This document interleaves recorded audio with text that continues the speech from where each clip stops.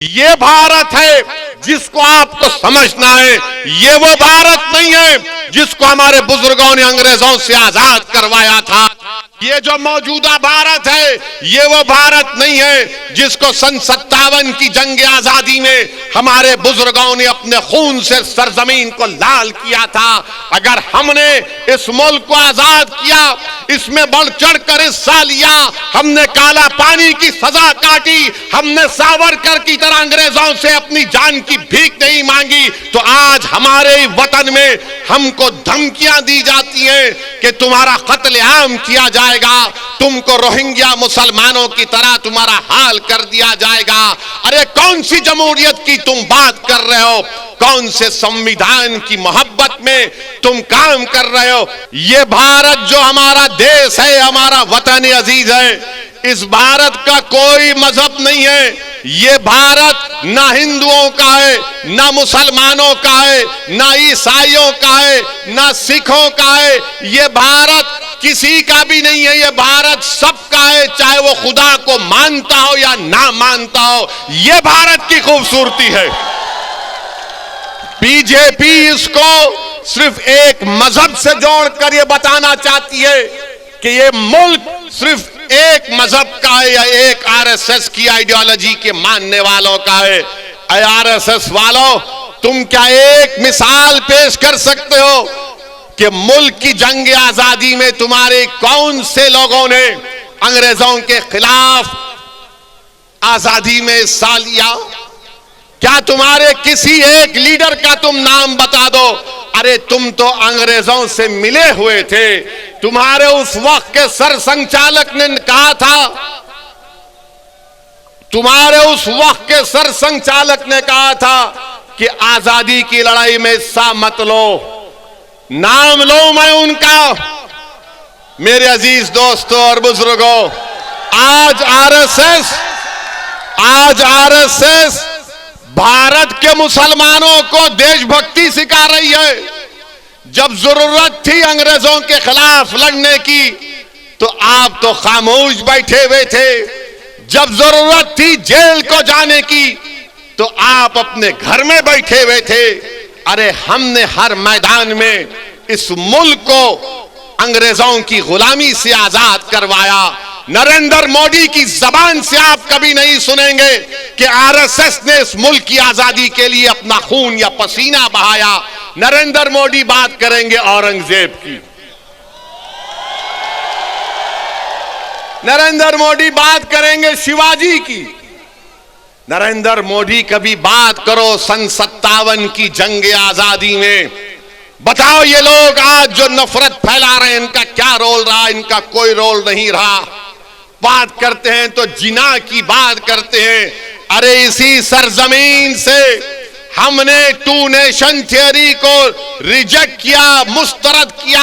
हमने Indian nationalism और composite culture की बात की थी। अगर आज हम यहां पर सहारनपुर में हैं, देवबंद में हैं, गंगों में हैं, तो वो जिना के पैगाम को ठुकराने की सबसे बड़ी जीती जागती मिसाल है। मगर इनको सिर्फ जिना याद आता है। तुमको अगर गांधी से मोहब्बत है तो भारत के मुसलमानों से ही मोहब्बत रखो, क्योंकि गांधी ने भूख हड़ताल की थी पार्टीशन के वक्त, जब मुसलमानों को काटा जा रहा था फसादात में। एक दिन नहीं, 2 दिन नहीं, गांधी ने कई दिन भूख हड़ताल की और इस शर्त पर अपनी भूख हड़ताल को गांधी ने खत्म किया था कि मुसलमानों की जान और माल की हिफाजत करनी चाहिए। कुतुबुद्दीन बख्तियार काकी के आस्थाने को जला दिया गया था। गांधी ने कहा कि उसको बनाना पड़ेगा, तब मैं भूख हड़ताल खत्म करूंगा। अरे गांधी से मोहब्बत है तो मुसलमानों से नफरत क्यों है? तुमको बताओ हमको।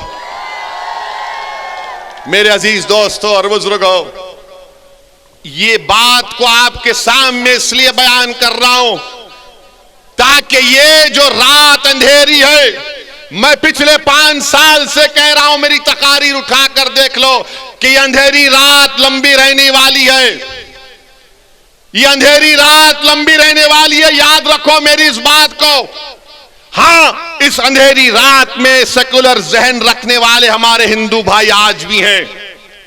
जो अंधेरी रात में जुगनू की तरह चमक कर कुछ उम्मीद की शमा जलाए बैठे हैं।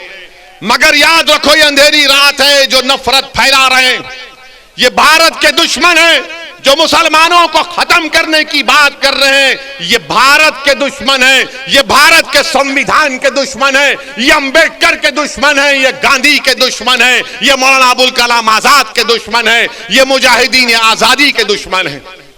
मेरे अजीज दोस्तों और बुजुर्गों, हम तो रोते हैं अपने रब के सामने हाथ उठाकर, हम इन जालिमों के सामने अपनी बेबसी का इजहार नहीं करते, हम रब्बे कायनात के सामने अपनी बेबसी का इजहार करते हैं, क्योंकि वो गफूर रहीम है, वो सत्तार है, वो गफ्फार है, वो लतीफ है, और अल्लाह हमको कामयाब और कामरान करेगा।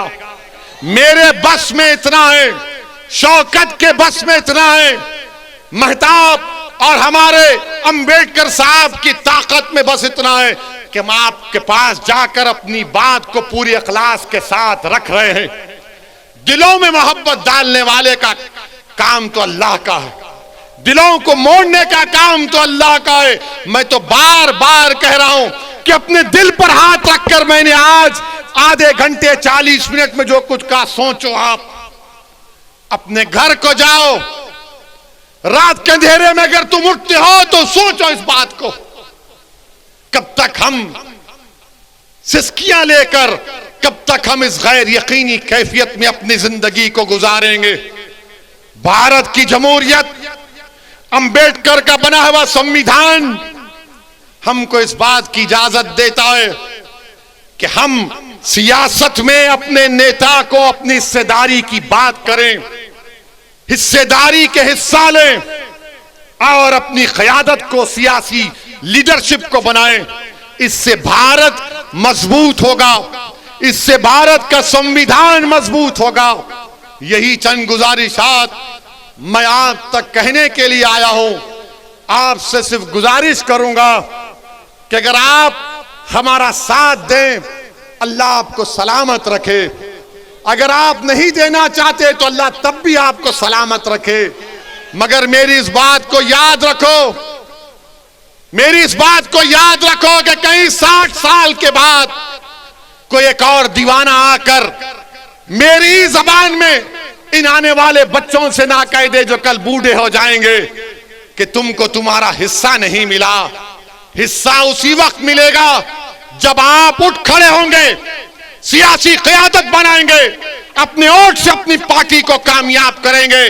जिस तरह ठाकुरों ने योगी को मान लिया, जिस तरह पिछड़ा वर्ग ने मोदी को अपना लिया, जिस तरह दलितों ने आज बहन जी और चंद्रशेखर आजाद को अपना नेता मानते हैं।